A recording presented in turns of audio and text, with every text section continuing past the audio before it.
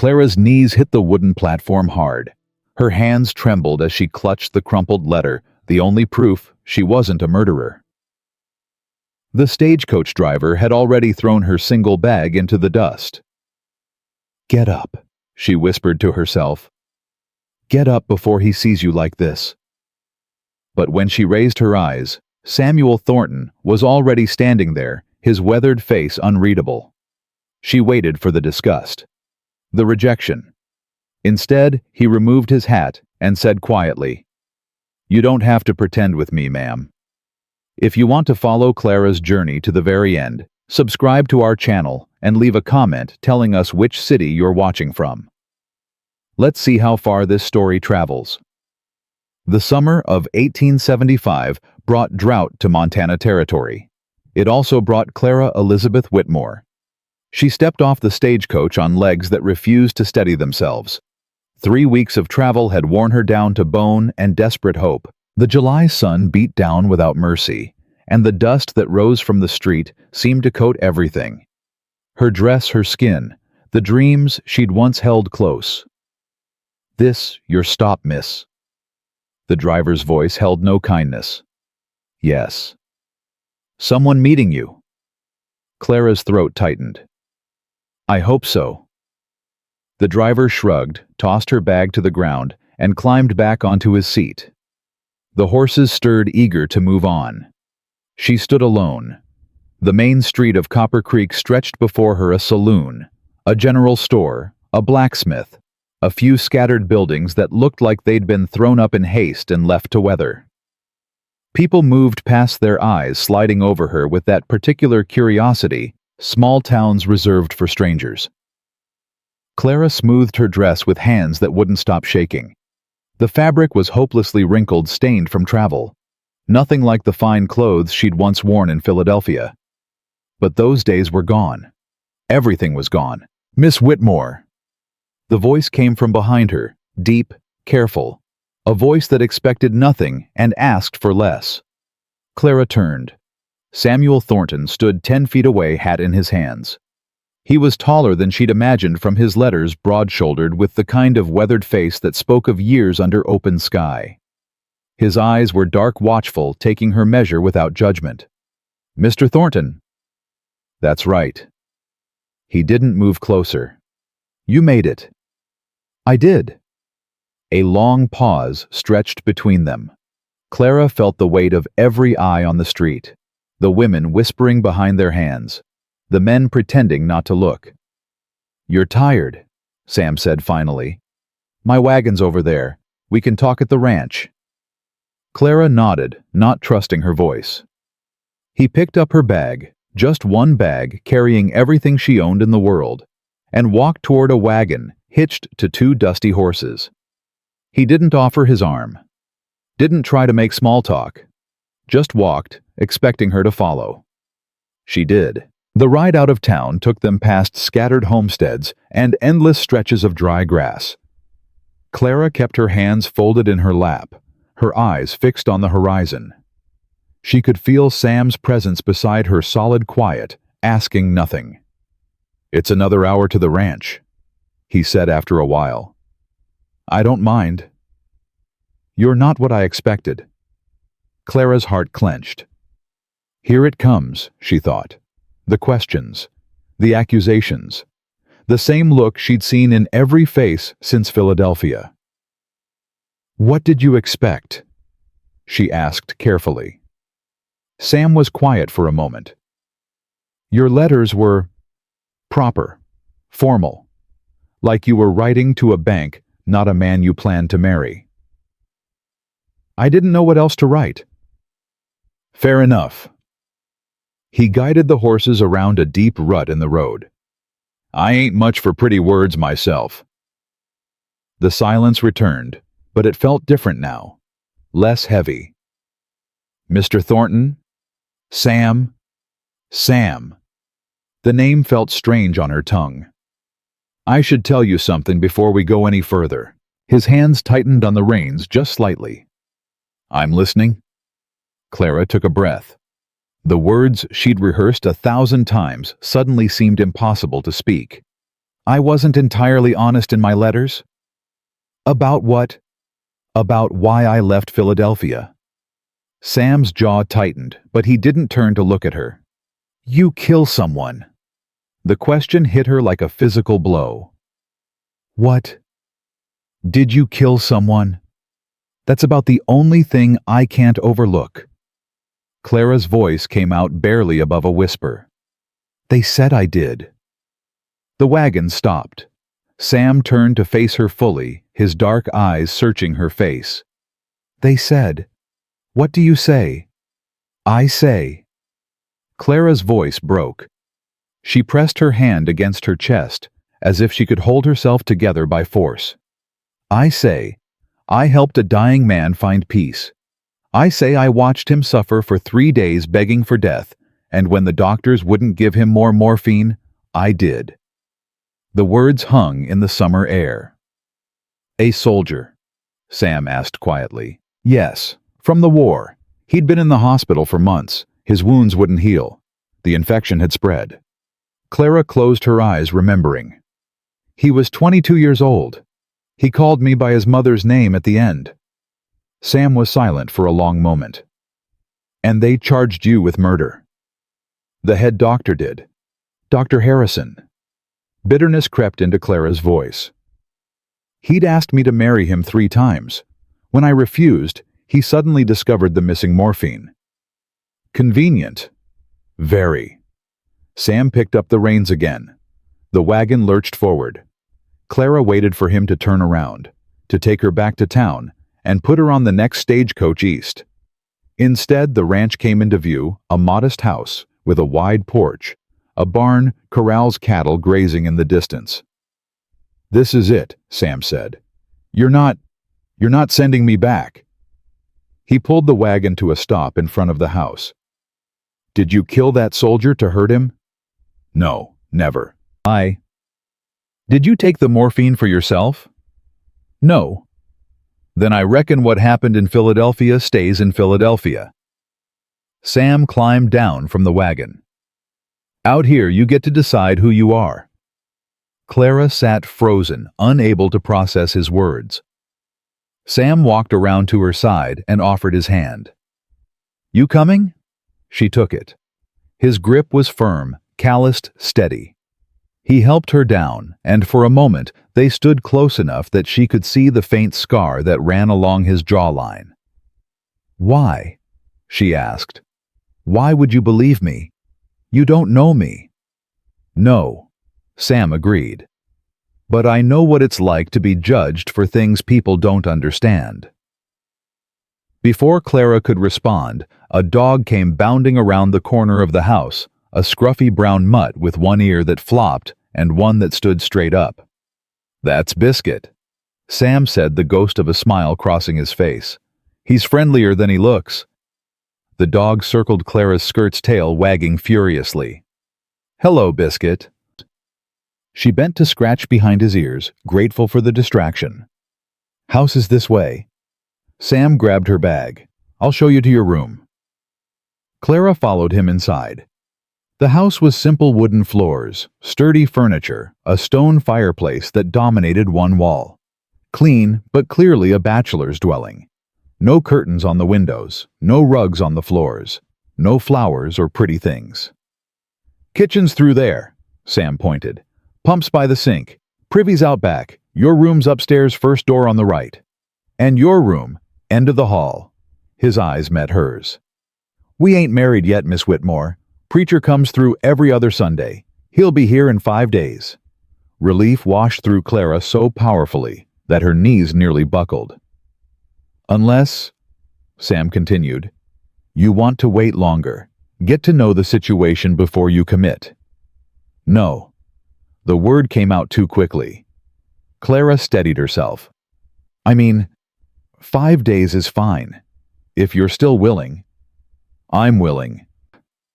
He carried her bag upstairs, set it in a room that had clearly been prepared for her arrival. Fresh sheets on the bed, wildflowers in a jar on the dresser, a small mirror on the wall. I'll be in the barn, Sam said from the doorway. Evening chores. Take your time settling in. Then he was gone. Clara sank onto the bed, her whole body trembling. She'd done it. She'd made it to Montana. She'd told him the truth, or most of it, and he hadn't turned her away. But as the afternoon shadows lengthened across the floor, doubt crept in. Sam Thornton was kind, decent, the sort of man she'd stopped believing existed. What would happen when he learned the rest? When he discovered that the morphine wasn't the only secret she carried? She pressed her hands against her stomach, breathing slowly. 5 days. She had 5 days to decide if she could trust him with everything. Evening came with a cooling breeze that stirred the curtains Clara had opened. She'd changed into her other dress, a faded blue cotton worn but clean, and pinned her hair back neatly. If she was going to be a rancher's wife, she might as well start acting like one. She found the kitchen well stocked and set about preparing supper. Salt pork beans biscuits, nothing fancy, but filling. When Sam came in from the barn, he stopped short at the sight of the table set for two. "You didn't have to do this." "I wanted to." Clara wiped her hands on her apron. "Please sit." He washed up at the basin, then took his place across from her. They ate in silence for a few minutes, both uncertain how to navigate this strange new territory.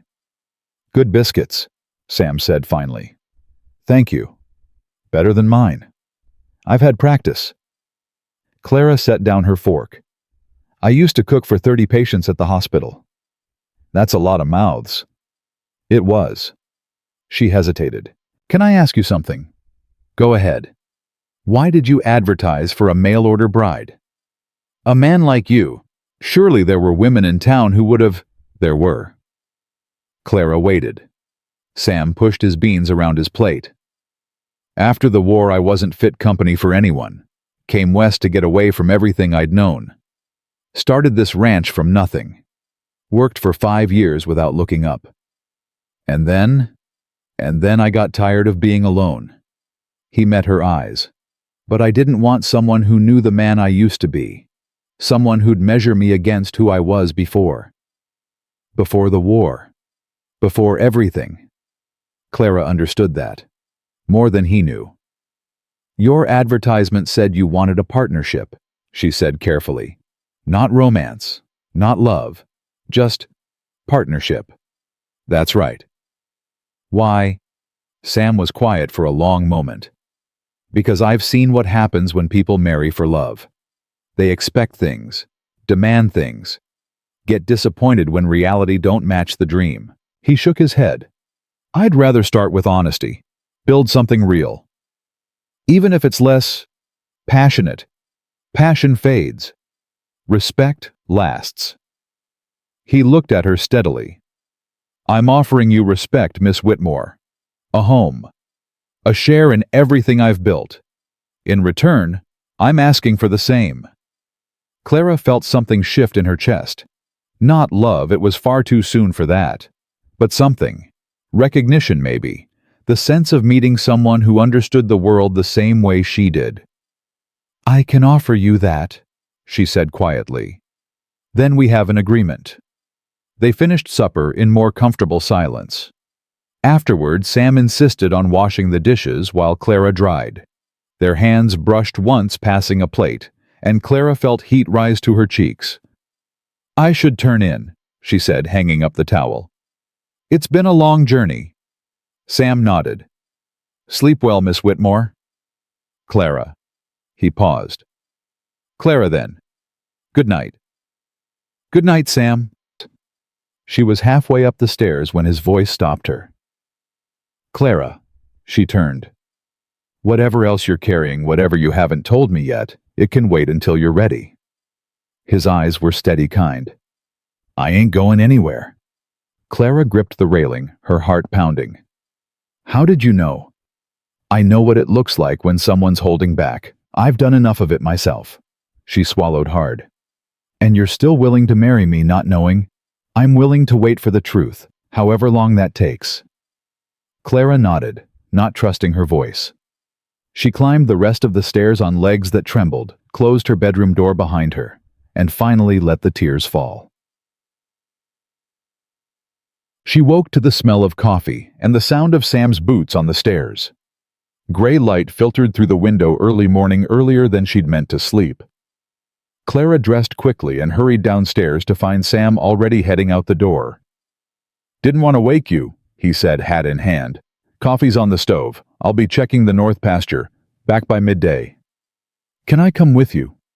He paused, surprised. "You ride I used to, before." Something flickered in his eyes, approval maybe. "There's a mare in the barn. Daisy. She's gentle. You can try her if you want." 20 minutes later, Clara was mounted on a dappled gray horse following Sam across the open rangeland. The morning air was cool, the sky vast and blue, and for the first time in months, Clara felt something like peace. They rode in silence, but it was a different silence than the day before.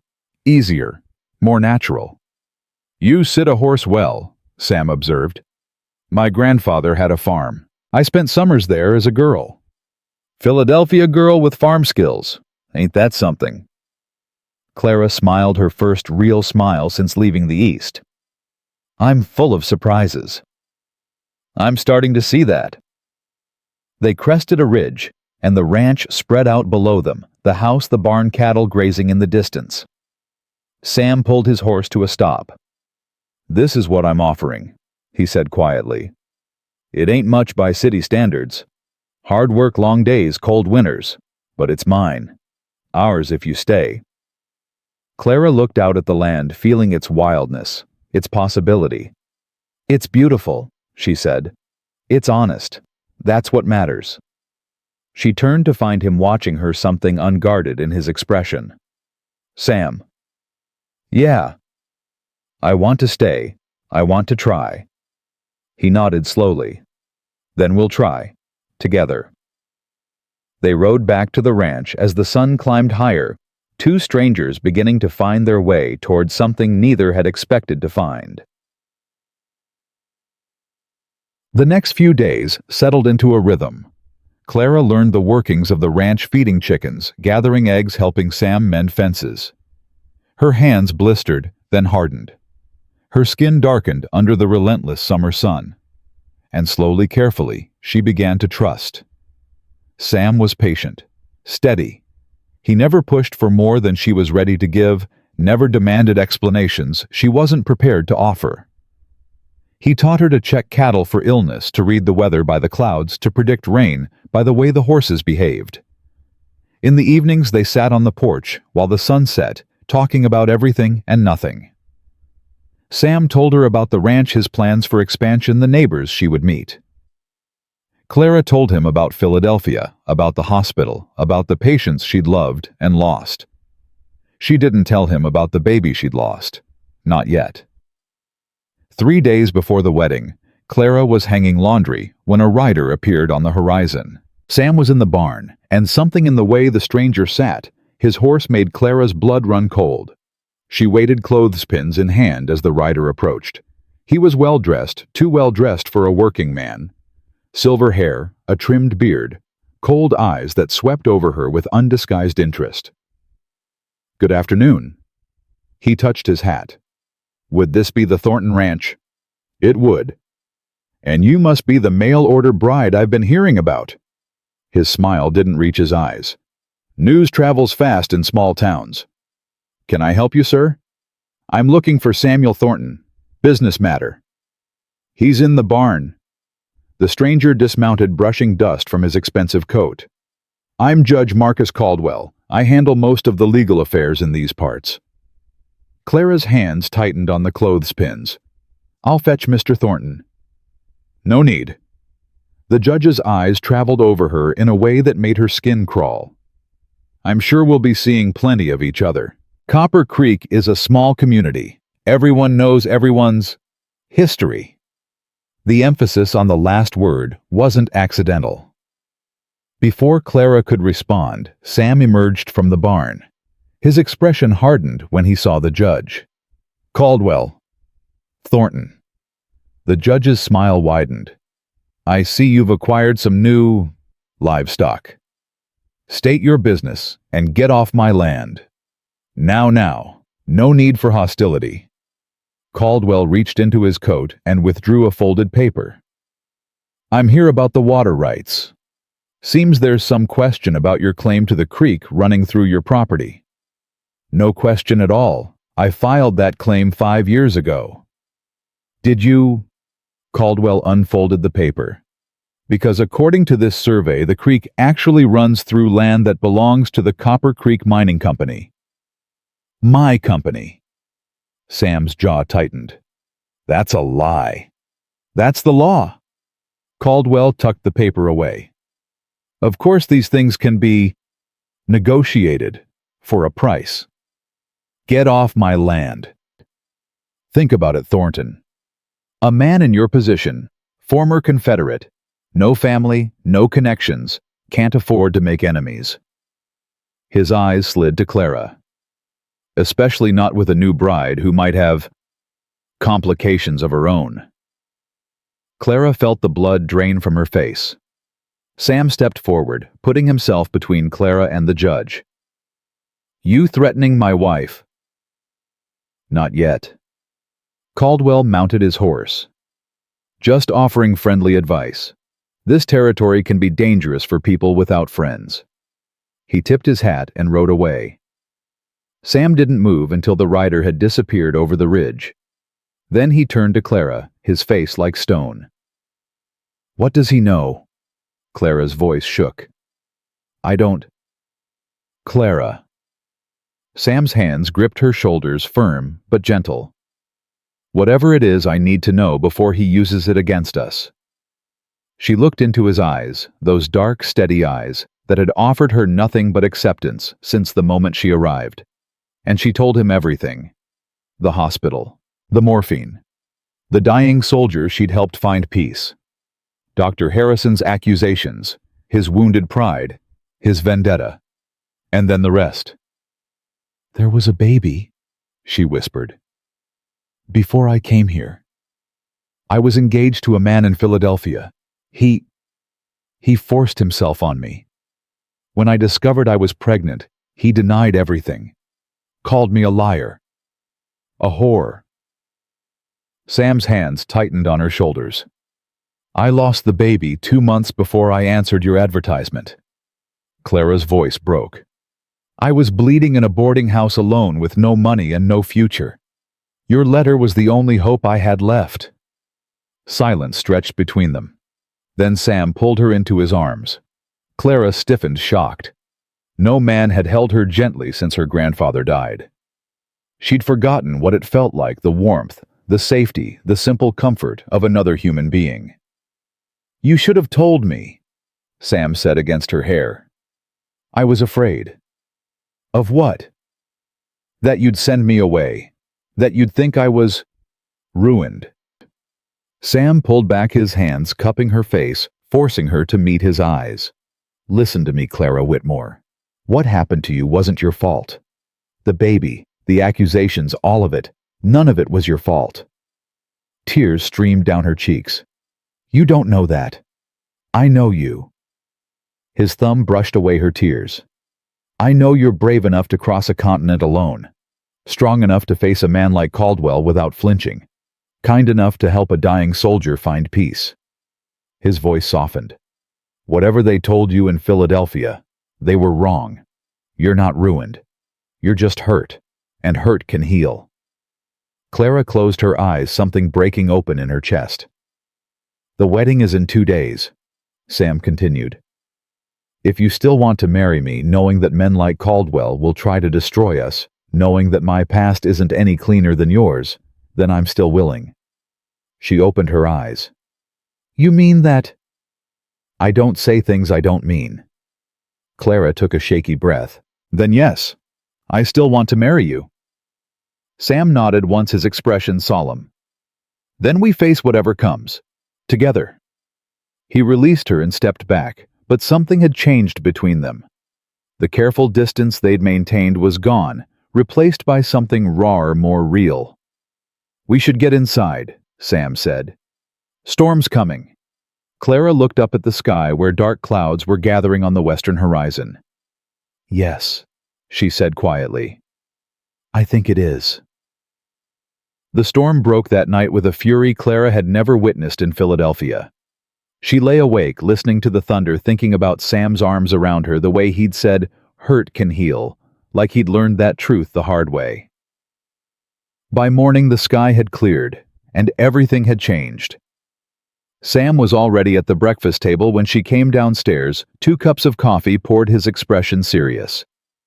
"We need to talk about Caldwell." Clara sat across from him. "What do you know about him?" "Enough to know he's dangerous." Sam wrapped his hands around his cup. "He's been buying up land all over the territory. Anyone who won't sell, he finds a way to take it, legal or otherwise. And now he wants your ranch." "Our ranch." Sam's eyes met hers. "If you still want it." Clara reached across the table and placed her hand over his. "I still want it." Something shifted in Sam's face. Relief, maybe, or something deeper. "The wedding's tomorrow," he said quietly. "You sure you're ready?" "Are you?" "I've been ready since you told me the truth about Philadelphia." He turned his hand over, lacing his fingers through hers. "That took courage, Clara. More than most people have." "I was terrified." "Courage ain't the absence of fear. It's acting anyway." Clara squeezed his hand. "Where did you learn that?" "The war." Sam's voice dropped. "And everything that came after." Before she could ask more, the sound of hooves outside made them both turn toward the window. Sam was on his feet instantly, his hand moving to the rifle mounted above the door. "Stay here." "Sam. Please." Clara watched from the window as Sam stepped onto the porch. 2 riders approached a black man and woman, both dressed in simple but well-maintained clothes. The man raised his hand in greeting. "Morning, Sam." Sam's shoulders relaxed. He set the rifle aside and walked out to meet them. "Ezra, Martha, what brings you out this way?" The man Ezra dismounted with an easy grace. "Heard you got yourself a bride. Martha wouldn't rest till she came to welcome her proper." The woman slid down from her horse, a basket in her arms. "Don't you listen to him. I also brought biscuits." Clara opened the door and stepped onto the porch. All 3 of them turned to look at her. Ezra removed his hat. Martha's face broke into a warm smile. "Lord, she's pretty," Martha said. "Sam Thornton, you didn't mention she was pretty." "Didn't think it was relevant," Sam muttered, but Clara caught the hint of color in his cheeks. "I'm Clara." She descended the porch steps. "Clara Whitmore, though I suppose after tomorrow it'll be Clara Thornton." Martha handed the basket to Ezra and took Clara's hands in hers. Her grip was firm, her palms calloused from hard work. "Welcome to Montana, Clara. I'm Martha Jackson. This fool here is my husband, Ezra. We've got a farm about 3 miles east." "Sam mentioned you." Clara smiled. "He said you were good neighbors." "Best neighbors a man could ask for," Sam confirmed. "Ezra helped me build half this ranch. And he helped us when nobody else would," Ezra said quietly. "When we first came west after the war, most folks didn't want freedmen settling nearby. Sam was the first to offer a hand." "Any man willing to work deserves a chance," Sam said. "That's all I did." That was everything. Ezra's voice held a depth of feeling that made Clara's throat tighten. Martha patted Clara's hands. "Now tell me about this wedding. You got a dress? Someone to stand up with you, flowers?" Clara glanced at Sam helplessly. "We were keeping it simple," Sam said. "Simple." Martha's eyes widened. "Sam Thornton, you are not marrying this woman in front of God and everybody with nothing but simple. Clara, you come inside with me. We've got planning to do." Before Clara could protest, Martha had swept her into the house.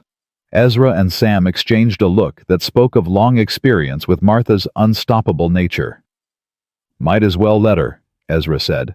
"She's been planning this since she heard the news."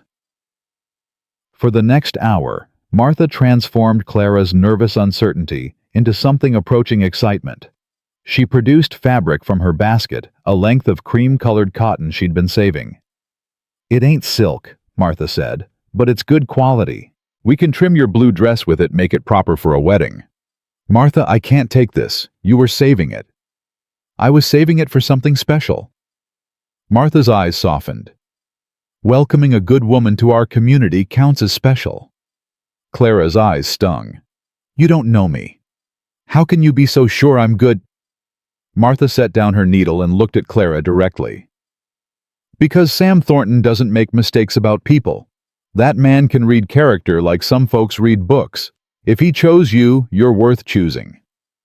Even if I have a past. Honey, everybody out here has a past. Martha resumed her sewing. That's why we came west, to leave the past behind and build something new. Outside, Clara could hear Sam and Ezra talking. Their voices drifted through the open window, something about cattle water rights, a man named Caldwell. Martha. Clara lowered her voice.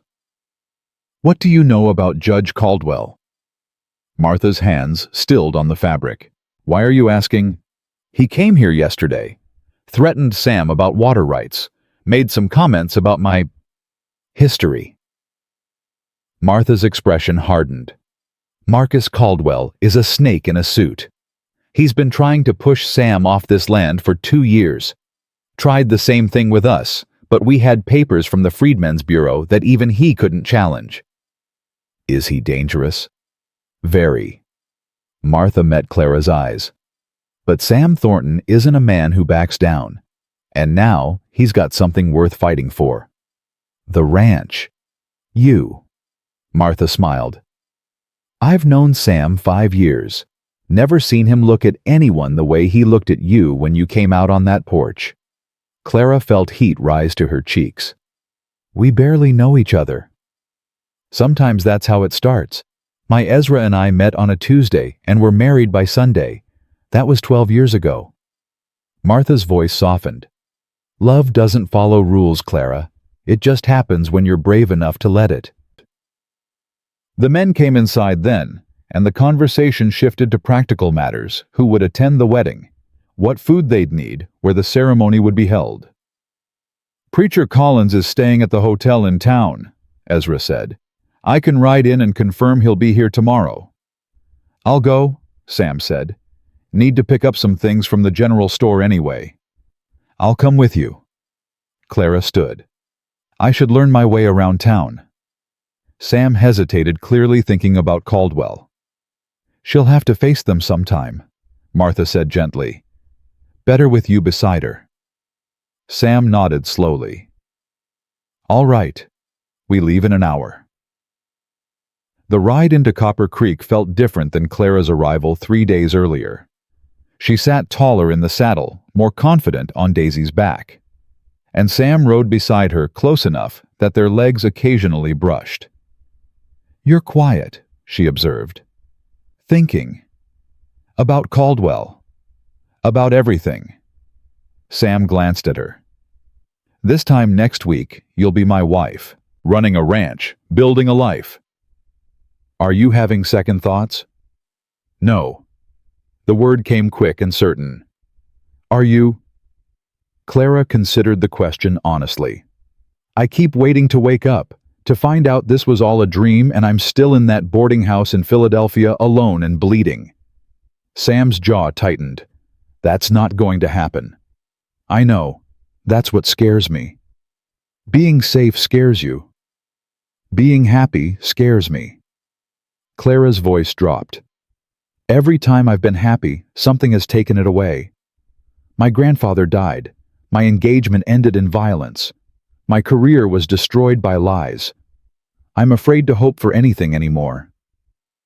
Sam pulled his horse to a stop. Clara halted beside him. Clara. Yes. I can't promise that nothing bad will ever happen. This land is hard. Life is hard. He reached over and took her hand. But I can promise I'll face it with you, whatever comes. Clara looked into his eyes, those dark, steady eyes that had never once looked at her with judgment or disgust. I believe you, she whispered. Good. Sam released her hand. Now let's go get married supplies. Copper Creek was busier than it had been on Clara's arrival. Wagons lined the main street, and people moved between the various establishments with purpose. As soon as they entered the general store, Clara felt eyes on her. The whispers started almost immediately. "That's her. The mail-order bride. I heard she was some kind of nurse back east. I heard she was something else entirely." Sam's hand found the small of Clara's back, steadying her. "Let them talk," he murmured. "Words can't hurt you unless you let them." The shopkeeper, a thin man with spectacles, greeted them with forced cheer. "Mr. Thornton heard congratulations are in order." "That's right, Wilson. This is Miss Whitmore. She'll be Mrs. Thornton come tomorrow." "Ma'am?" Wilson bobbed his head. "What can I get for you?" While Sam gave his list, Clara wandered the store's aisles. It was surprisingly well-stocked fabric tools, food staples, even a small selection of books. She was examining a jar of honey when a voice behind her made her freeze. "Miss Whitmore, what a pleasant surprise." Clara turned. Judge Caldwell stood 3 feet away, his smile cold and knowing. "Judge Caldwell, I must say you've cleaned up nicely since our last meeting, though I notice the dress is the same." His eyes traveled over her in a way that made her skin crawl.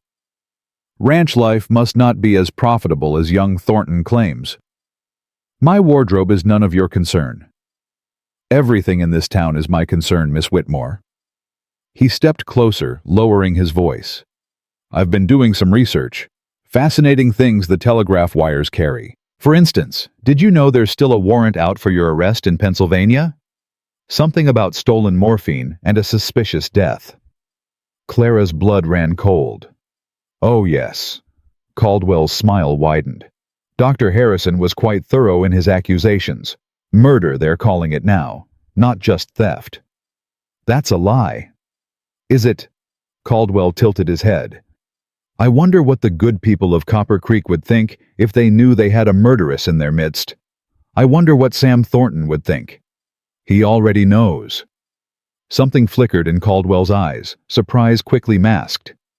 "Does he now? How trusting of him." Caldwell adjusted his gloves. "But trust can be broken, Miss Whitmore, and men who harbor fugitives can face serious consequences.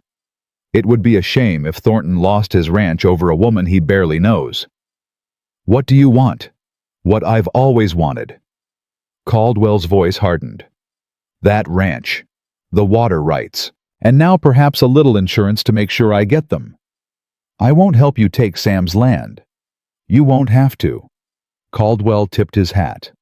"The law will do that for me, unless of course you leave on the next stagecoach east and save everyone the trouble." Clara's hands trembled, but she kept her voice steady. "I'm not going anywhere." "We'll see about that." He walked away just as Sam appeared at the end of the aisle. "Clara, what's wrong?" she told him. Every word. Sam's face went through several expressions: anger, concern, and finally a cold determination that transformed his features into something dangerous. "He's bluffing," Sam said. "No warrant can reach Montana territory without going through proper channels, and I know every lawman between here and Cheyenne. But if he telegraphs Philadelphia, then we deal with it." Sam took her hands in his. "Clara, listen to me. I've survived war. I've survived losing everything I ever loved. I've built this ranch from nothing with these 2 hands." He squeezed her fingers. "Marcus Caldwell is not going to take it from me, and he's not going to take you either." "How can you be so sure?" "Because I've got something worth fighting for now." His eyes held hers. "I didn't realize how much I wanted that until you showed up crying on that stagecoach platform." Despite everything, Clara laughed. "I wasn't crying. Your eyes were red. From dust. Keep telling yourself that." But Sam was almost smiling. They finished their shopping and headed for the hotel to confirm the preacher. As they crossed the street, a commotion near the doctor's office caught their attention. A woman was running toward them, her face streaked with tears. "Please, someone help my boy. He's hurt bad, the doctor won't come." Sam stepped forward. "Mrs. Rodriguez, what happened?" Miguel fell from the hayloft. His arm. She made a twisting gesture that turned Clara's stomach. Dr. Chen said he'd come, but Judge Caldwell won't let him leave the hotel, says he owes money. Clara was already moving. Where's your son? The wagon, over there. But the doctor? I'm a nurse. Clara lifted her skirts and ran. She found the boy in the back of a wagon, his face gray with pain. His left arm bent at an unnatural angle, the bone clearly broken. Miguel, can you hear me? The boy nodded, tears streaming down his cheeks. I'm going to help you, but you need to be very brave. Can you do that? Another nod. Clara turned to Sam, who had followed with the mother. I need clean cloth straight sticks for a splint and whiskey if you can get it. Clara. Now Sam. He went. Clara examined the break as gently as she could. It was bad the bone had shifted, but it wasn't poking through the skin. If she could set it properly, the boy might heal without permanent damage. Mrs. Rodriguez, I need you to hold his shoulders. Don't let him move. Are you a doctor? I'm better than nothing. Clara met the woman's eyes. Trust me. Sam returned with supplies and Clara worked quickly. She'd seen this done dozens of times in the hospital. Had assisted Dr. Harrison himself before he'd turned against her. Her hands remembered the motions even as her mind raced. Miguel, this is going to hurt. I need you to scream as loud as you want, but don't move. Can you do that? The boy squeezed his eyes shut. Clara set the bone. Miguel screamed. His mother sobbed. But when Clara looked at the arm again, it was straight. She splinted it quickly, binding the sticks tight, but not too tight, checking circulation by pressing Miguel's fingernails and watching the color return. He needs real medical care, she said. This is just a hold until a doctor can see him properly. You! A new voice cut through the crowd that had gathered. You did this. Clara turned. A Chinese man in a neat dark suit was pushing through the onlookers, his medical bag in hand. Dr. Chen. How do you know my name? Sam mentioned you. Clara stepped back from the wagon. The break is set, but he needs proper treatment. I don't have the supplies for anything more. Dr. Chen examined the splint, his expression shifting from suspicion to surprise, to something like respect. This is excellent work. He looked at Clara. You've had medical training. Philadelphia General Hospital, 3 years. And yet you're here as a mail-order bride. Dr. Chen's eyebrow rose. It's a long story. I imagine it is. He turned to Mrs. Rodriguez. Bring your son to my office. I can do more there. His eyes flicked to the hotel where Clara could see Caldwell watching from the porch. Despite what some may claim, I don't abandon patients for debts. As the wagon rolled away, Dr. Chen lingered. Miss Whitmore. Clara Whitmore. Miss Whitmore. He extended his hand in the Western fashion. I believe we may have much to discuss. If you're ever inclined to visit, my office is at the end of Main Street, the one with the herbs in the window. Thank you, Dr. Chen. He tipped his hat and followed the Rodriguez wagon. Sam appeared at Clara's elbow. You're full of surprises. I told you I was a nurse. You did. I just didn't expect to see it in action. He was looking at her differently now, with something beyond respect. You saved that boy's arm. I set a bone. Any competent medical professional could have done the same. But you did it. Sam's voice was quiet, without hesitation, without asking for anything in return. Clara felt suddenly exposed under his gaze. It's what I was trained to do. No. Sam shook his head. It's who you are. The crowd had dispersed, but Clara could feel eyes on them still. Watching. Judging. Waiting to see what the newcomer would do next. We should go, she said. People are staring. Let them stare. Sam took her hand right there on Main Street in front of everyone. Tomorrow you'll be my wife. Might as well give them something to talk about. Clara's heart hammered in her chest. Sam?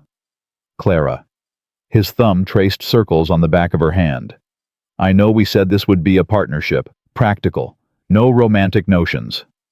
Yes. I'm starting to think I might have been wrong about that. Before Clara could respond, a shout from down the street made them both turn. A rider was approaching at a gallop, dust billowing behind him. He pulled his horse to a stop in front of them, breathing hard. Sam Thornton. That's me? Message for you. The rider thrust a crumpled paper into Sam's hand. From Virginia. Came by telegraph to Cheyenne, then rider from there. Sam's face went pale as he read the message. Sam, what is it? He looked up and Clara saw something in his eyes she'd never seen before. Fear. It's my sister, he said. She's coming here, and she's bringing trouble with her. Clara took the paper from his shaking hands. The message was brief. Sam, stop running from Richmond. Stop. They know about the money. Stop arriving. Copper Creek within week. Stop. Tell no one. Stop. Becky. Who's they? Clara asked. Sam's jaw tightened. Men I'd hoped never to see again. What money? The money I took when I left Virginia. Sam's voice was barely above a whisper. The money that wasn't mine to take. Clara stared at him. You stole money. I took what was owed to my family. Sam's eyes hardened. What the Union Army confiscated when they burned our plantation. What the carpetbaggers took when they bought our land for pennies. I took it back from the man who profited from our destruction. How much? Enough to start this ranch. Sam met her gaze. Enough to get killed for. The wedding was tomorrow. Caldwell was threatening them from one direction, and now Sam's past was thundering toward them from another. Clara looked at the man she'd agreed to marry, this stranger who was becoming less strange with every passing hour, and made a decision. Then we'll face it together, she said. That's what partners do. Sam stared at her. You still want to marry me knowing this? You accepted my secrets. Clara stepped closer to him. Did you think yours would scare me away? I hoped they wouldn't have to come up at all. The past has a way of finding us. Clara thought of Caldwell, of Dr. Harrison, of all the ghosts that had followed her west. But it doesn't have to define us. You said that yourself. Sam was quiet for a long moment. Then he pulled her close, his arms wrapping around her like he was afraid she'd disappear. I don't deserve you, he murmured against her hair. That's not for you to decide. They stood there in the middle of Main Street, holding each other, while the town watched and whispered. Let them talk, Clara thought. Let them see that whatever storms were coming, they would face them together. The wedding was tomorrow. The trouble was already here. And Clara Whitmore, who had arrived in Montana with nothing but shame and desperate hope, was beginning to believe that she might have found something worth fighting for after all. Sam pulled back his hands, framing her face. Tomorrow, he said. No matter what else happens, we get married tomorrow. After that, we deal with everything else. Agreed? Clara nodded. Agreed. They rode back to the ranch as the sun began to sink toward the horizon. Two people with too many secrets and not enough time. But when Sam reached over and took her hand, Clara felt something she hadn't felt in years. Hope. The morning of the wedding arrived with a stillness that felt almost sacred. Clara woke before dawn, her heart racing with a mixture of fear and anticipation. Today she would become Clara Thornton. Martha Jackson arrived early, as promised, her arms full of wildflowers and the cream-trimmed dress she'd finished by lamplight. You look like you haven't slept, Martha observed. I haven't. Not much. That's normal. Martha began arranging Clara's hair. I didn't sleep the night before my wedding either. Too busy wondering if I was making the right choice. Were you? 12 years later, I still am. Martha's hands were gentle, but sure. Marriage isn't about being certain, Clara. It's about choosing someone every single day, even when it's hard.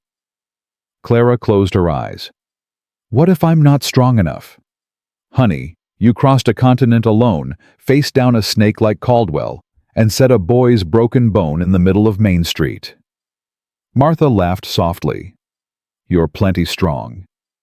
The church was small, but packed with people Clara barely knew. Ezra stood beside Sam at the altar. Martha took her place as Clara's witness. Dr. Chen had come sitting quietly in the back row. Even Mrs. Rodriguez was there with Miguel, his arm in a proper sling now.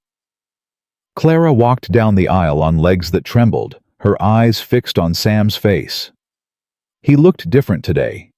Still weathered, still serious, but there was something vulnerable in his expression as he watched her approach. Something that made Clara's heart clench. Preacher Collins began the ceremony. Traditional words, ancient promises. Do you, Samuel Jeremiah Thornton, take this woman to be your lawfully wedded wife? I do. Do you, Clara Elizabeth Whitmore, take this man to be your lawfully wedded husband? Clara's voice was steady. I do. Then by the power vested in me, I pronounce you man and wife. Sam kissed her gently, his hands cupping her face like she was something precious. When they turned to face the congregation, Clara saw tears in Martha's eyes. Ezra was grinning. Even Dr. Chen allowed himself a small smile. For one perfect moment, everything was right. Then the church doors slammed open. Stop this wedding! A man strode down the aisle, his face flushed with travel and triumph.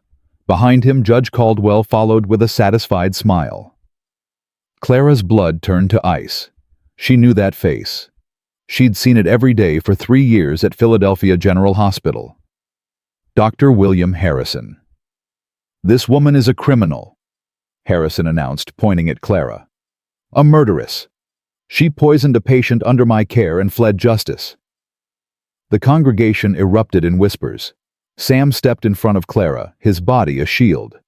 Who the hell are you? Dr. William Harrison, Chief of Surgery at Philadelphia General Hospital. Harrison's eyes locked on Clara. Hello, Clara. Did you really think you could run far enough? Sam, Clara's voice shook. I can explain. She already has, Sam cut in.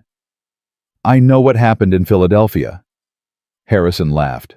Did she tell you she gave a lethal dose of morphine to a dying soldier, that she stole medication from my hospital? That there's a warrant for her arrest? She told me she helped a suffering man find peace. Sam's voice was deadly calm. That you accused her of theft because she refused to marry you. Harrison's face reddened. That's a lie. Is it? Sam stepped forward. Because it sounds exactly like what a rejected man might do. You're defending a murderer because she shares your bed. Harrison sneered. How pathetic. Sam moved so fast Clara barely saw it. One moment he was standing beside her, the next he had Harrison by the collar, lifting him off his feet. You watch your mouth about my wife. Sam? Clara grabbed his arm. Don't. This is what he wants. For a long moment Sam didn't move. Then slowly he released Harrison. Caldwell stepped forward smoothly. As you can see, Dr. Harrison has traveled a great distance to bring justice to our humble town. I've already sent word to the territorial marshal. Mrs. Thornton will be held in custody until he arrives. Like hell she will. Sam's hand moved to his hip where his revolver usually sat. Today, for the wedding, he'd left it at home. There's no need for violence, Caldwell said pleasantly. The law is the law. Unless, of course, you'd prefer to be arrested as well for harboring a fugitive. The church had gone silent. Clara could feel the weight of every stare, every whispered judgment. She stepped out from behind Sam. Dr. Harrison. He turned to her, triumph in his eyes. You know what really happened that night. You know Private Thomas was dying. You know the infection had spread to his spine. You know he begged for 3 days to be allowed to die. I know nothing of the sort. You were there. Clara's voice grew stronger. You stood beside his bed and told his mother there was no hope. You said the humane thing would be to increase his morphine, but you couldn't do it yourself because of hospital regulations. Harrison's face paled slightly. You're lying. Am I? Then why did you leave the morphine cabinet unlocked that night?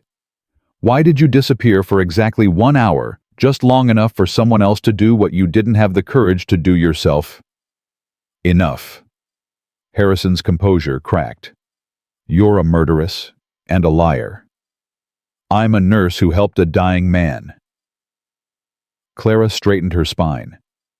And you're a coward who let someone else take the blame. Dr. Chen rose from his seat. If I may. Everyone turned. Medical ethics is a complex field, Chen said calmly. What constitutes murder and what constitutes mercy is often a matter of perspective.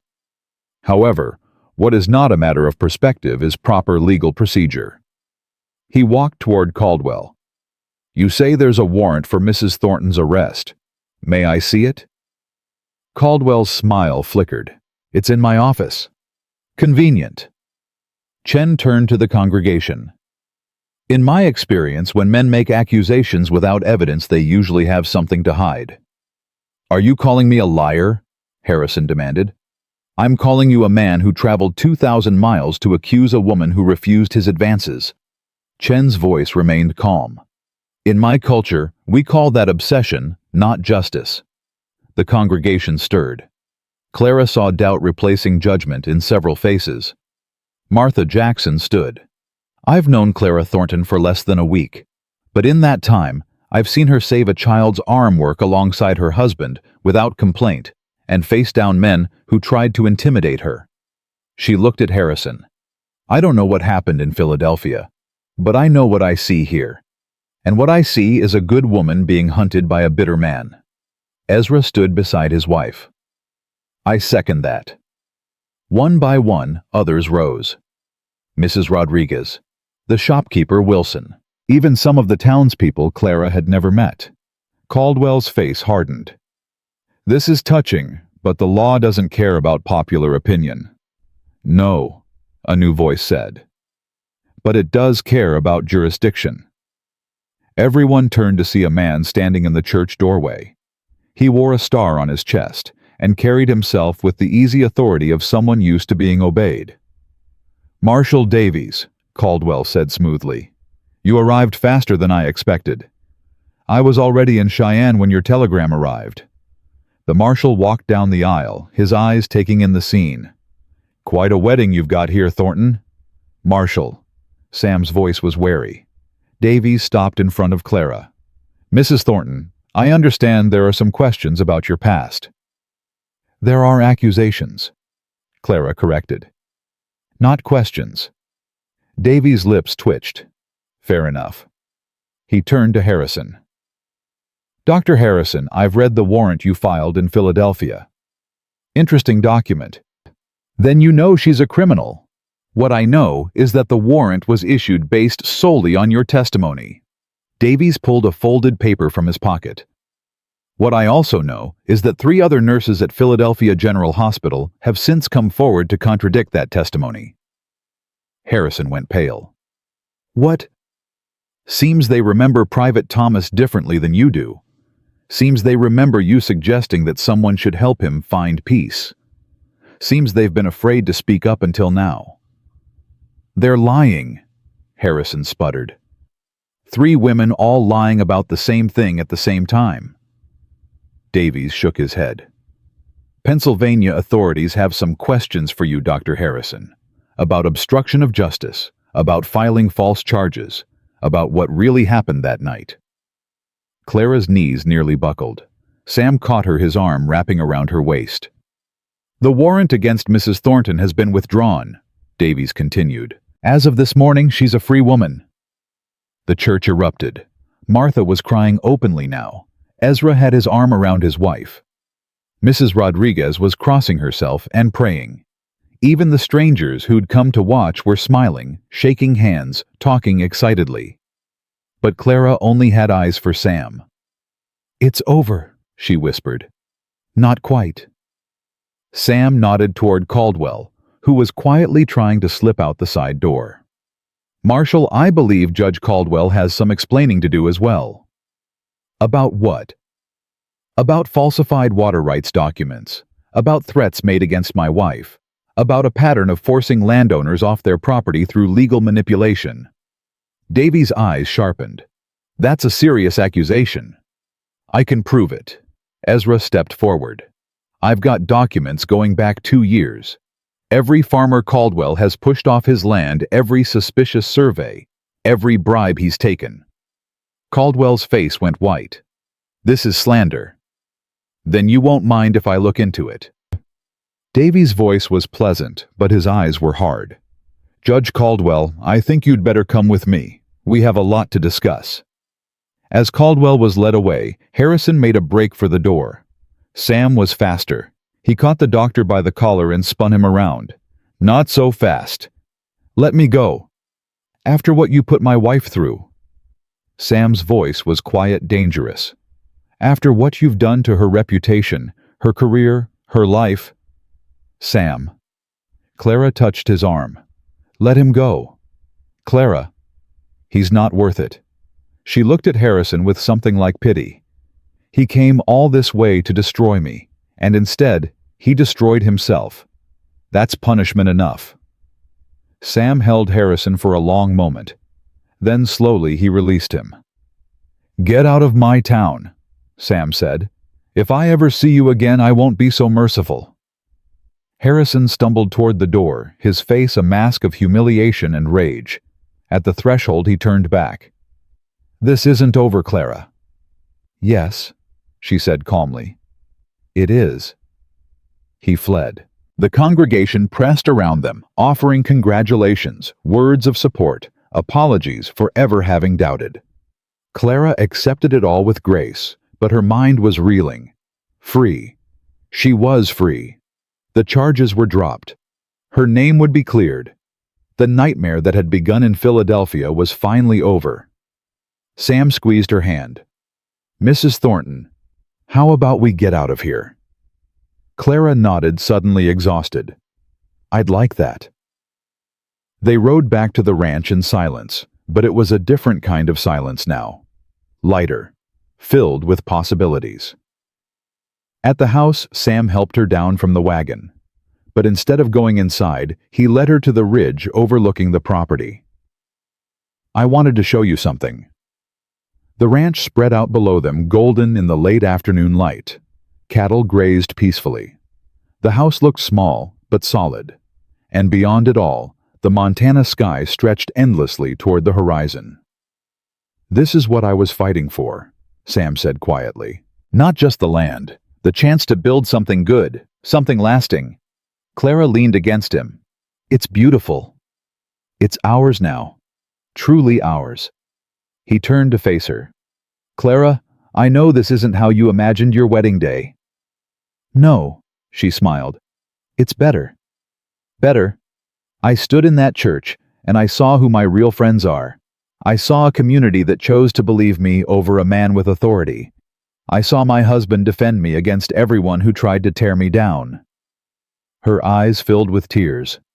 "I never thought I'd have that again." Sam brushed away her tears with his thumb. "You have it now. For as long as you want it." "Forever," Clara whispered. He kissed her then properly, the way a man kisses his wife when there are no more secrets between them. Clara melted into him, feeling something crack open in her chest, something that had been frozen since Philadelphia, maybe longer. When they finally broke apart, both of them were breathing hard. "We should go inside," Sam said, his voice rough. "Yes." But before they could move, the sound of hooves made them both turn. A rider was approaching, fast, pushing their horse hard. Sam's hand went to his hip instinctively, then dropped away when he recognized the rider. That's a woman." As the rider got closer, Clara could see she was young, maybe 17, with dark hair streaming behind her and a face that looked remarkably like Sam's. The rider pulled her horse to a stop in front of them, breathing hard. "Sam." "Becky."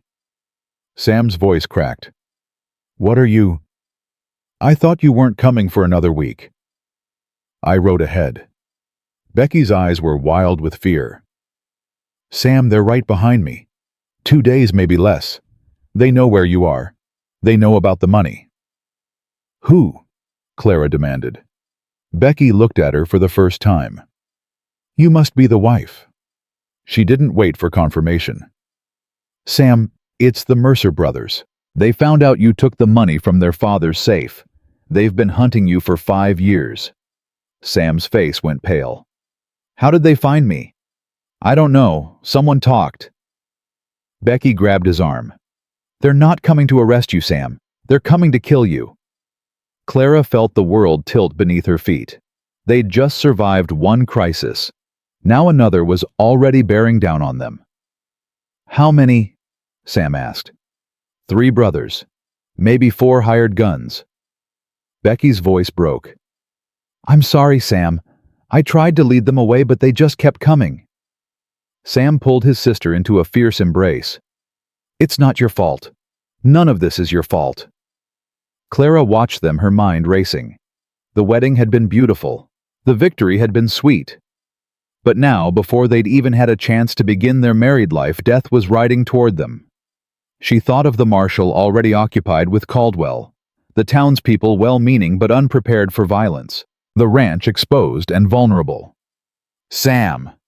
He looked at her over his sister's head. What do we do? His jaw tightened. We fight, or we run. Where would we run? I don't know. Sam's voice was heavy. I've been running for 5 years. I'm tired, Clara. Then we fight. Becky pulled back. Are you crazy? There's 3 of you and 7 of them. 4. The voice came from behind them. They all spun to see Ezra Jackson on horseback, Martha riding beside him. We saw the girl ride past. Figured something was wrong. Ezra, this isn't your fight. The hell it isn't. Ezra dismounted. You stood by us when nobody else would. You think we're going to abandon you now? They'll kill you. They might try. Ezra's smile was grim. But I didn't survive slavery and war just to run from trouble. More hooves. Dr. Chen appeared on the road, his medical bag bouncing against his saddle. I heard there might be need of a doctor soon, he said calmly. Also, I am quite good with a rifle. Clara looked at these people, her people now, her community, and felt something rise in her chest. Hope. Stubborn, foolish hope. 2 days, she said. We have 2 days to prepare. Sam stared at her. Clara, you don't have to. I'm your wife. She took his hand. Where you go, I go. What you face, I face. That's what I promised in that church, and I meant it. Becky looked between them. She's either very brave or very stupid. Maybe both, Clara admitted. Sam laughed a broken, exhausted sound. All right, 2 days. He looked at the faces around him. Let's get ready for war. They worked through the night. Sam positioned Ezra on the barn roof with a rifle. Martha took the children. Becky insisted on helping, but Sam wouldn't hear of it to the root cellar beneath the house. Dr. Chen set up a makeshift medical station in the kitchen, his instruments laid out with military precision. Clara refused to hide. I can shoot, she told Sam when he tried to send her to the cellar with the others. Since when? My grandfather taught me. I may not be a marksman, but I can hit a target. Sam studied her face for a long moment. Then he handed her a rifle. Stay low. Shoot only if you have to. And if things go bad, they won't. If they do, Sam pressed, you take Becky and you run. Promise me. Clara's jaw tightened. I won't promise that. Clara. I didn't marry you to become a widow, Sam Thornton. She checked the rifle's chamber. So, you'd better not die. Despite everything, Sam almost smiled. The first day passed in tense preparation. The second day brought dust on the horizon. They're here, Ezra called from the roof. Clara's heart slammed against her ribs. She moved to the window, rifle ready. 7 riders approached. Even from a distance, she could see they were heavily armed. The lead rider sat tall in his saddle, his face shadowed by a wide-brimmed hat. Sam stepped onto the porch. "That's far enough." The riders stopped 50 yards from the house. The lead man pushed back his hat, revealing a face that might have been handsome once before. Hatred had twisted it into something cold. "Samuel Thornton." His voice carried easily. "Been a long time." "Not long enough, Mercer. You know why we're here."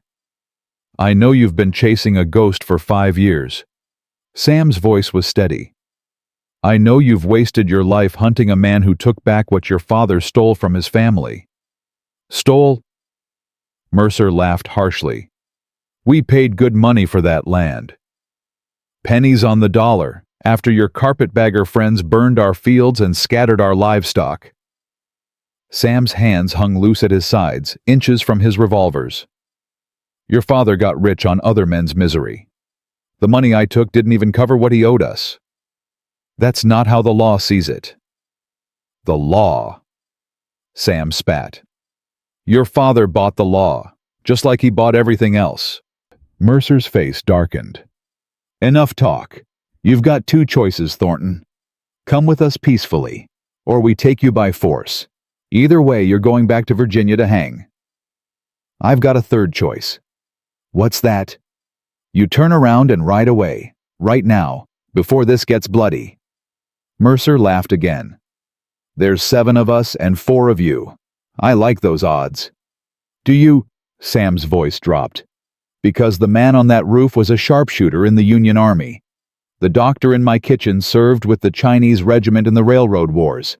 And my wife," Sam smiled coldly, "she's the one who'll patch up whoever survives, if she feels like it." For the first time, Mercer's confidence flickered. "You're bluffing." "Try me." A long silence stretched between them. Clara's finger tightened on the trigger. She could see Ezra sighting down his rifle rock steady. Then Mercer raised his hand. "Take them." Everything happened at once. The hired guns spurred their horses forward. Ezra's rifle cracked and one of them tumbled from his saddle. Sam drew both revolvers, firing in a blur of motion. Another man fell. Clara aimed at a rider coming around the side of the house. Squeezed the trigger. The kick nearly knocked her backward, but the man clutched his shoulder and veered away. Bullets splintered the porch railing. Sam dropped behind a water trough, still firing. Clara heard glass shatter somewhere behind her, the kitchen window. "Clara!" Dr. Chen's voice was urgent. "I need help." She ran. Ezra was on the kitchen floor, blood spreading from a wound in his side. Martha was already there, pressing a cloth against the injury, her face pale but determined. "The bullet's still inside," Chen said quickly. "I have to remove it now." "What do you need?" "Hold him down. This is going to hurt." Clara grabbed Ezra's shoulders. His eyes met hers, filled with pain, but also something else. "Trust." "Do it," he gasped. Chen worked fast. Ezra screamed once, then went limp. Martha sobbed but didn't let go of the cloth. "Got it." Chen held up a bloody bullet.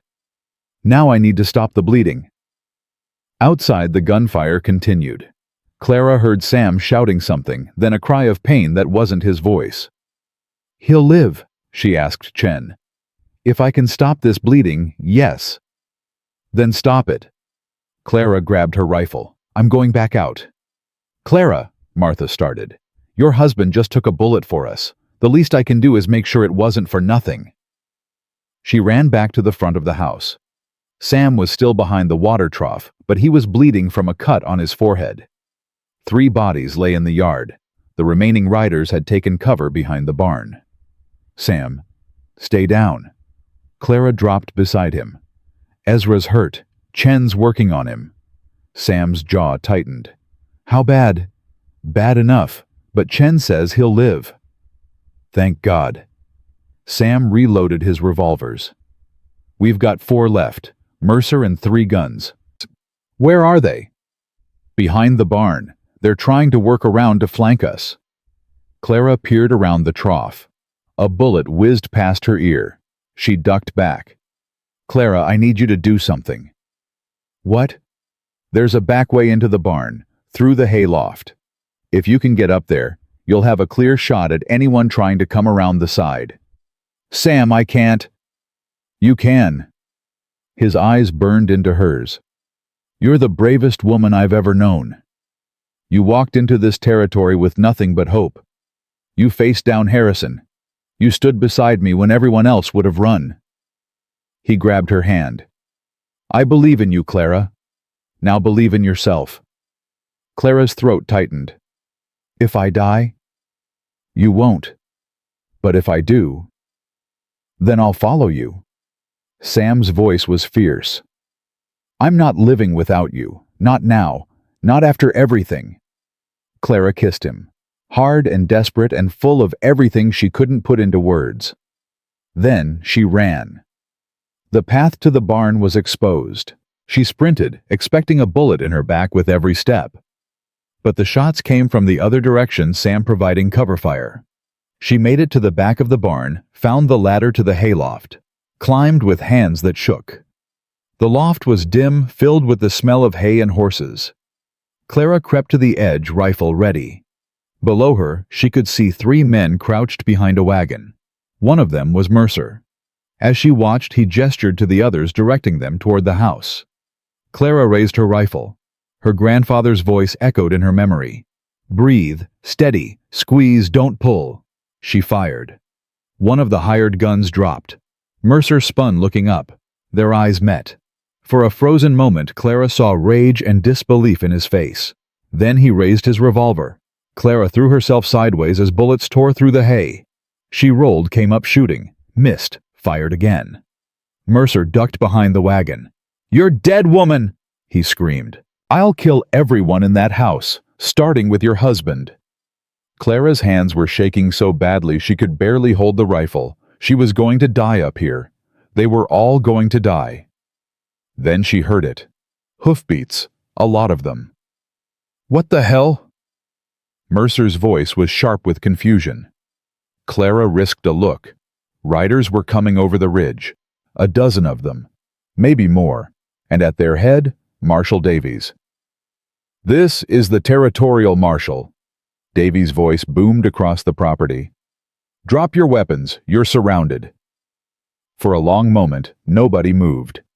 Then the remaining hired gun threw down his rifle and raised his hands. Mercer stood alone. "It's over, Mercer," Davies called. "Whatever quarrel you have with Thornton, it ends now. This man is a thief. This man is a citizen of Montana Territory protected by territorial law." Davies' voice hardened. "The state of Virginia has no jurisdiction here. And even if they did, I have evidence that your father's original claims were fraudulent." Mercer's face went white. "That's a lie." "Is it?"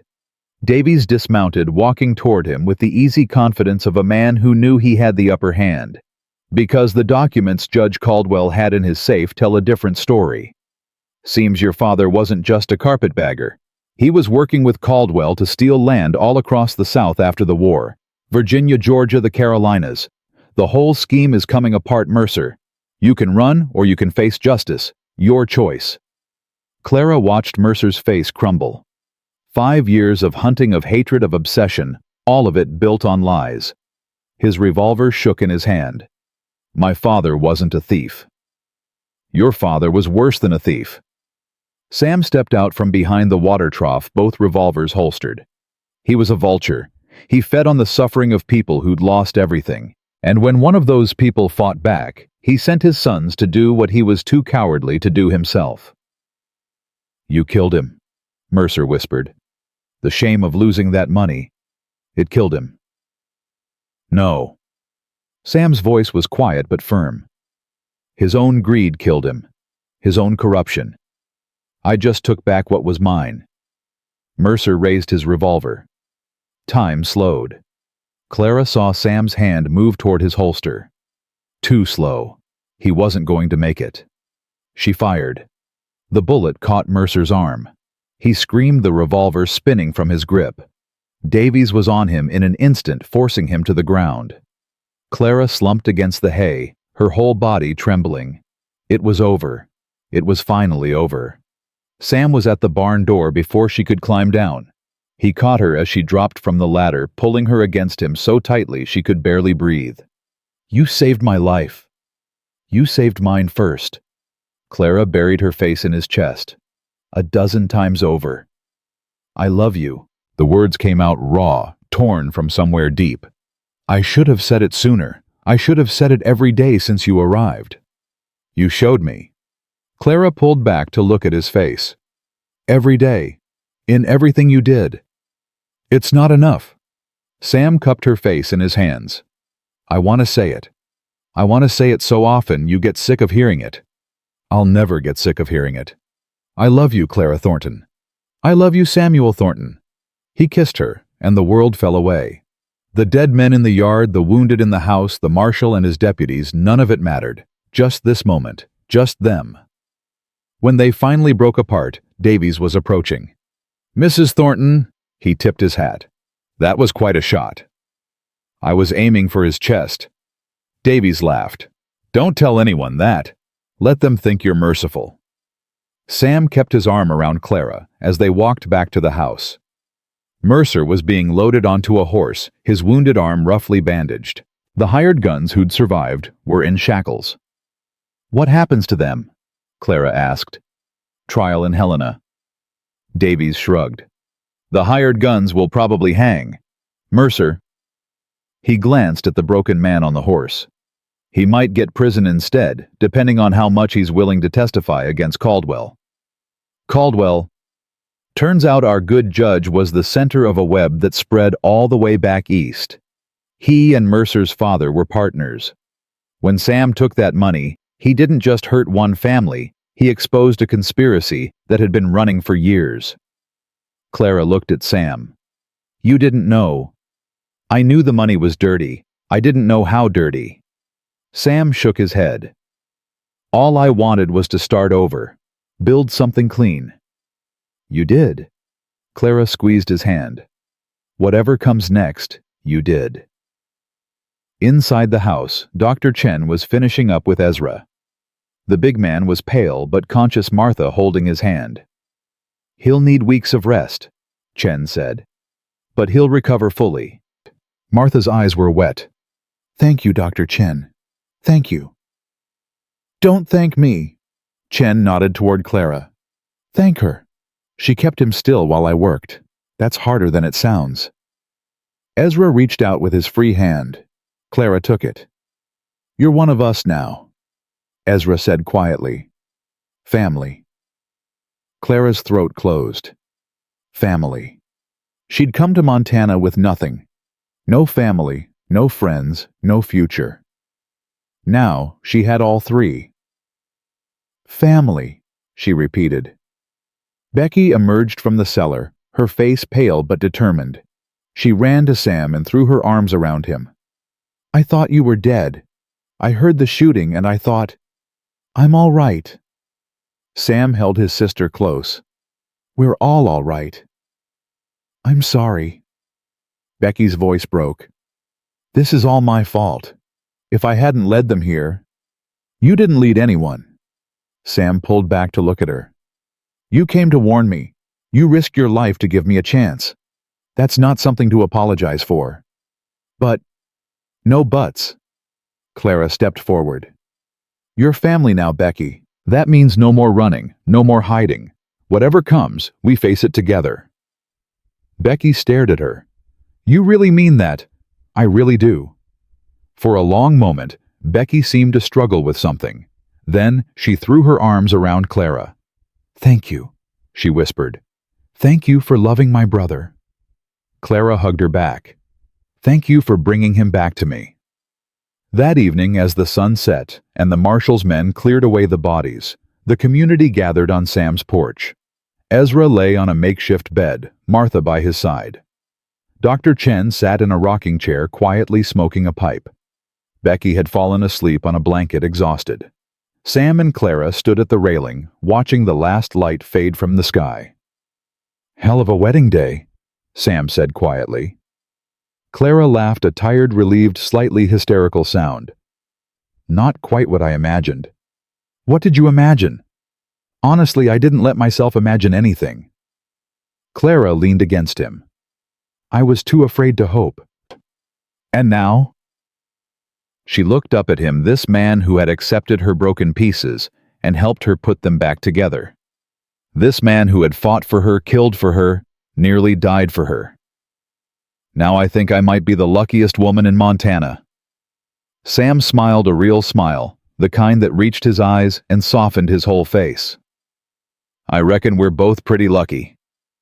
Martha called from inside. There's stew on the stove if anyone's hungry. We should eat, Clara said. It's been a long day. It's been a long week. Sam took her hand. But Clara? Yes. I wouldn't change any of it. Not the fear. Not the danger. Not even Harrison and Caldwell and the Mercer brothers. His grip tightened. Because all of it led me to you. Clara's eyes filled with tears. Sam Thornton, you're going to make me cry. Good tears. The best tears. He kissed her forehead, then led her inside to eat with their family. Their family. The words still felt strange and wonderful in Clara's mind. She'd come to Montana expecting a business arrangement. She'd found love, community, and a place where her past didn't define her future. Tomorrow there would be cleanup, funerals, legal matters, the long process of rebuilding. But tonight there was stew on the stove, friends around the table, and the man she loved holding her hand. It was enough. It was more than enough. It was everything. 3 weeks had passed since the gunfight. Ezra was walking again, though Martha fussed over him constantly. Dr. Chen had become a regular visitor, checking wounds and sharing quiet cups of tea. Becky had settled into the spare room, slowly losing the haunted look in her eyes. And Clara had missed her monthly bleeding twice. She stood in the kitchen, her hand pressed against her stomach, trying to make sense of what her body was telling her. Clara? Sam's voice came from the doorway. You all right? She turned quickly. Fine. Just thinking. Sam studied her face with that steady gaze she'd come to love. You've been just thinking a lot lately. Have I? Every morning for a week. He crossed to her, tilting her chin up. Talk to me. Clara's heart hammered. She hadn't wanted to say anything until she was sure, until she'd found the right moment. But Sam was looking at her with such concern that the words tumbled out before she could stop them. I think I'm pregnant. Sam went completely still. You think? I haven't bled since before the wedding, and I've been sick in the mornings, and tired. Clara bit her lip. I should have Dr. Chen confirm it, but... Sam pulled her into his arms so suddenly that she gasped. Sam? A baby. His voice was rough against her hair. We're having a baby. You're not upset. He pulled back, his eyes wet. Upset, Clara. I've wanted this. I've wanted a family. I just never thought. He shook his head. After Elizabeth. After the war. I never thought I'd have this. Clara touched his face. You have it now. We have it. Sam kissed her forehead, her cheeks, her lips. God, Clara, we're going to be parents. We are. She laughed, tears streaming down her face. We really are. They held each other in the kitchen, morning light streaming through the windows, both of them crying and laughing at the same time. Then Sam pulled back with a sudden worried expression. The gunfight. You were in the hayloft. You were running and shooting and... I'm fine. Clara squeezed his hands. The baby's fine. I would know if something was wrong. You need to see Chen today, right now. Sam. Please. His voice cracked. I can't lose you. Either of you. Clara nodded. All right. Today. Dr. Chen confirmed the pregnancy that afternoon, his examination gentle and thorough. About 8 weeks, I'd estimate. The baby is healthy. So is the mother. He smiled at Clara. Congratulations, Mrs. Thornton. Sam, who had insisted on being present, looked like he might faint. 8 weeks. He counted backward. That means our wedding night, Clara said, blushing. Well, Chen began packing his medical bag. I recommend rest, good nutrition, and avoiding gunfights for the foreseeable future. That won't be a problem, Sam said firmly. No more gunfights. Ever. Clara rolled her eyes. Don't make promises you can't keep. I can keep this one. Sam took her hand. From now on, I'm a peaceful rancher with a wife and a baby on the way. Anyone who doesn't like it can find another territory. The news spread quickly through their small community. Martha wept with joy and immediately began knitting. Ezra clapped Sam on the back so hard he nearly knocked him over. Becky surprised everyone by pulling Clara into a fierce hug. I'm going to be an aunt, she whispered. I never thought I'd have a family again. You have one now, Clara told her. We all do, but not everyone was pleased. A week after the pregnancy announcement, a letter arrived from Philadelphia. Clara's hands trembled as she recognized the handwriting. Her mother. What does it say? Sam asked. Clara read in silence, her face growing paler with each line. They know about the wedding, about the pregnancy. Her voice was flat. My sister wrote to them. She thought she was helping. And they want me to come home. They say the scandal has been forgotten. They say I can have my old life back. Clara looked up. They say the baby should be born in proper society, not in some savage wilderness. Sam's jaw tightened. What do you want? What? What do you want, Clara? Not what they want. Not what's proper. What do you want? Clara stared at the letter in her hands. A year ago, she would have given anything to hear these words, to be welcomed back, to have her family's acceptance. But a year ago, she hadn't known Sam, hadn't known what it felt like to be loved completely without conditions or reservations. She walked to the stove and dropped the letter into the flames. I want to stay right here. Sam exhaled. You're sure? I've never been more sure of anything. Clara turned to face him. My parents didn't fight for me when I needed them. They didn't believe me. They didn't stand by me. You did. This community did. That's where my loyalty belongs. They might never forgive you. Then they'll have to learn to live with that. Clara's voice was steady.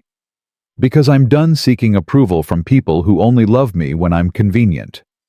Sam crossed to her and took her in his arms. Have I mentioned lately that I love you? You mentioned it this morning, and last night, and approximately every hour in between. Good. I want you to lose count. Summer gave way to fall. Clara's belly grew. The ranch prospered.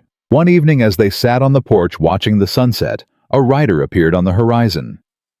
Sam's hand moved instinctively to his hip, but Clara caught his wrist. Wait. The rider was a woman.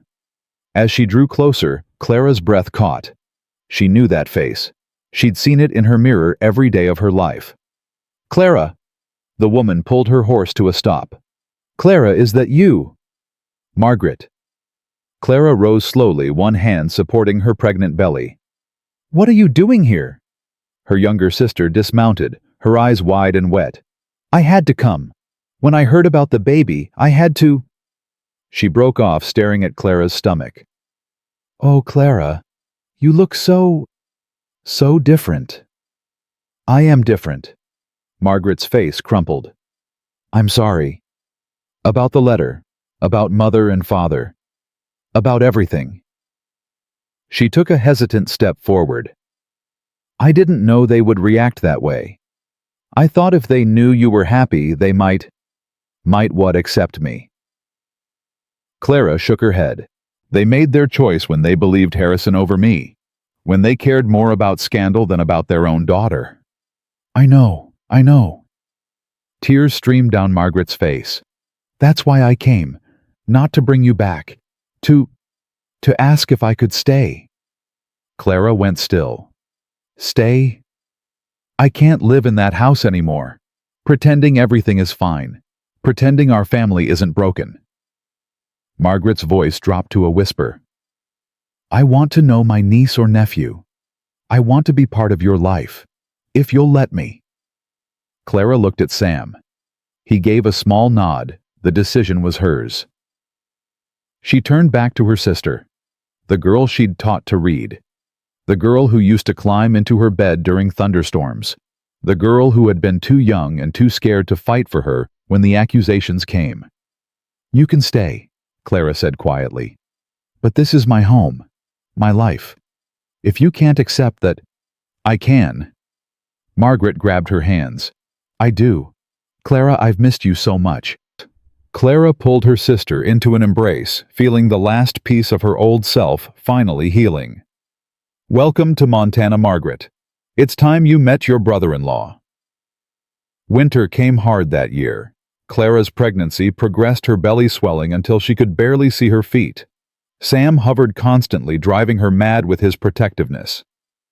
I'm pregnant, not dying, she told him for the 100th time. You're my wife. My pregnant wife. In the middle of a Montana winter.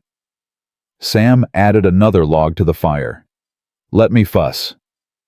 You're going to fuss yourself into an early grave. At least I'll die doing something useful. Clara threw a pillow at him. Margaret had proven unexpectedly helpful, throwing herself into ranch work with an enthusiasm that surprised everyone.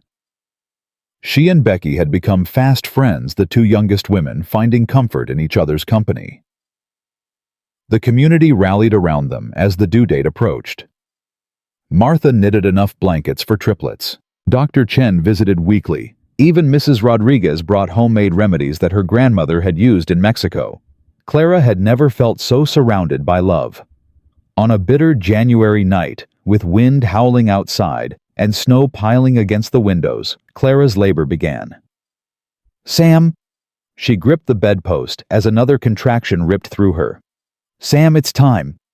He was beside her in an instant, his face pale but determined. I'll get Chen. There's no time! The storm! Clara gasped as another wave of pain hit. The baby's coming now.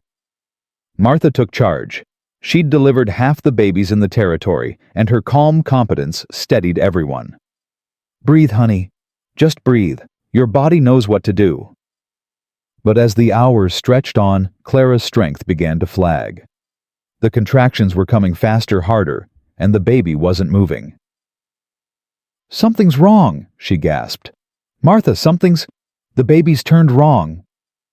Martha's voice was tight. I need to reach in and turn it. Clara screamed as Martha worked.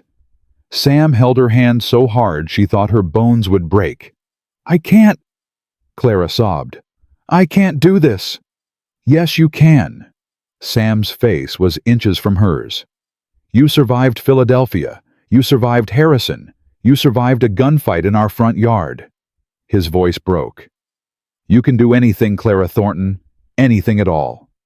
The head's turning, Martha called. One more push, Clara. Just one more. Clara gathered every ounce of strength she had left and pushed. A cry filled the room. It's a girl! Martha held up a squalling, red-faced infant. A healthy baby girl! Clara collapsed against the pillows, tears streaming down her face. Sam was crying too, his hands shaking as Martha placed the baby in Clara's arms. Hello, little one, Clara whispered. Hello, my darling. The baby's eyes opened dark like Sam's. Her tiny fingers wrapped around Clara's thumb. She's perfect, Sam breathed. She's absolutely perfect. She is. Clara looked up at her husband. What should we name her? Sam was quiet for a moment. What about Hope? Because that's what you gave me. What you've given all of us. Hope. Clara tested the name. Hope Thornton. The baby gurgled as if in approval. Hope it is. By spring, Hope had Sam completely wrapped around her tiny finger. Clara often found him walking the floor at night, singing softly to the baby in his arms. Songs from Virginia. Songs his mother had taught him. Songs about home and family and love that never dies. "You're spoiling her," Clara said one night, watching from the doorway. "Impossible to spoil a baby this perfect. You said the same thing about Biscuit when he was a puppy. Now he sleeps on our bed." Sam grinned. "That's different." "Is it?" He crossed to her, hope cradled against his chest, and kissed Clara softly. "I never knew it could be like this," he said quietly. "I never knew love could feel like this. Like my chest is too small to hold it all." "I know." Clara touched his face. "I feel it too. When you stepped off that stagecoach, crying, with red eyes." Sam smiled. "I thought you were going to run away on the next coach east. I thought I'd made a terrible mistake advertising for a bride I'd never met. And now? Now I thank God every day that you showed up in tears." His voice dropped. "Because those tears told me you were real. Not putting on a show. Not pretending to be something you weren't. Just human. Scared and hurt and human." Clara leaned her head against his shoulder, watching their daughter sleep. "I was so afraid," she admitted. "Of you. Of this place. Of everything. And now I'm afraid of losing it." She pulled back to meet his eyes. "Is that strange? To go from fearing what you might find to fearing you might lose it?" "No." Sam shifted hope to one arm and pulled Clara close with the other. "It just means you have something worth keeping." A year to the day after Clara arrived in Montana, the community gathered at the Thornton Ranch for a celebration. Not a formal party, none of them had the temperament for such things, but a gathering of friends.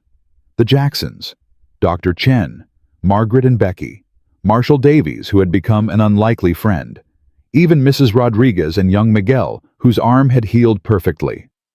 They set tables in the yard, laden with food everyone had contributed. Ezra played fiddle, while Martha clapped along. Hope was passed from arm to arm, cooed over by everyone. As the sun began to set, Sam stood and raised his glass. "I want to make a toast." The chatter quieted. "A year ago, I was a man alone. A man with a past I couldn't escape, and a future I couldn't imagine."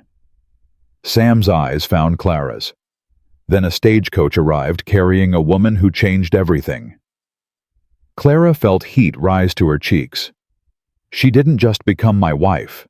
She became my partner, my best friend, the mother of my child. Sam's voice roughened. She showed me that the past doesn't have to define us, that broken things can be mended, that love isn't about perfection, it's about showing up every day, even when it's hard. He raised his glass higher. "To Clara Thornton, the bravest woman I've ever known, the best thing that ever happened to me." "To Clara," the crowd echoed. Clara rose her own glass, trembling slightly. "I arrived in Montana with nothing. A scandal behind me, a warrant on my head, a heart so broken I didn't think it could ever heal." She looked around at the faces that had become her family. "But I found something here I didn't expect. Not just a husband, though God knows Sam is more than I ever dreamed." She smiled at him. "I found a community that chose to believe me when no one else would. Friends who risked their lives for mine. A home where my past didn't matter, only my present." Her voice strengthened. "I used to think I was ruined, damaged beyond repair, a woman no decent man would want." She shook her head. "I was wrong. I wasn't ruined. I was just lost, and you all helped me find my way home." She raised her glass. "To Montana, to Copper Creek, to every single person who refused to let me give up."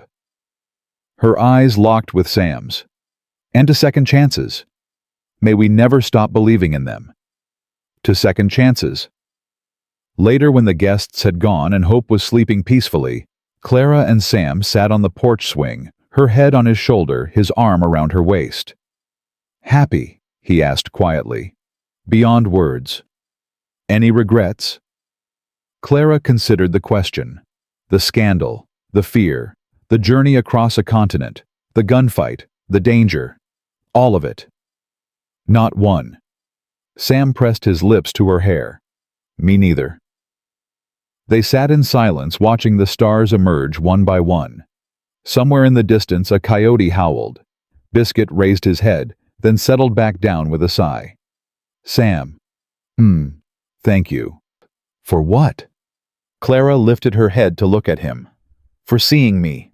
Not the scandal, not the accusations, not what everyone else said I was. Just me. Sam cupped her face in his hands.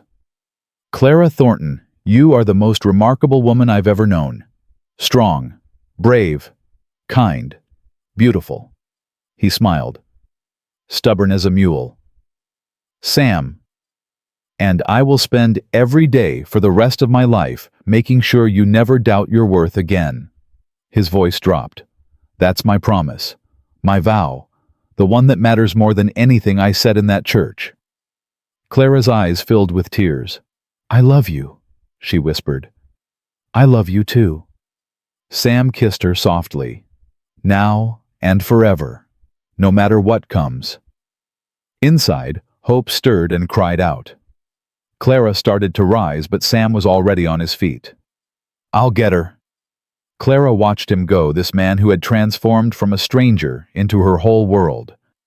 She touched her wedding ring warm against her finger. Thought of her daughter sleeping inside. Thought of the family they'd built together, not from blood, but from choice. A year ago, she'd been a woman with nothing, arriving in tears at a dusty stagecoach station. Now she was Clara Thornton, wife, mother, healer, friend. A woman who had walked through fire and emerged stronger. A woman who had learned that love wasn't about perfect beginnings, but about choosing each other every single day, through storms and sunshine alike. Sam returned with Hope in his arms, the baby already quieting at her father's touch. He settled back beside Clara on the swing, their daughter cradled between them. 3 heartbeats. 1 family. 1 home. The mail-order bride, who had arrived in tears, had found what she'd stopped believing existed. Not just love, not just acceptance. Peace. And in the wild, beautiful, unforgiving landscape of Montana Territory, Clara Thornton had finally found the one thing she'd been searching for her entire life. A place where she belonged.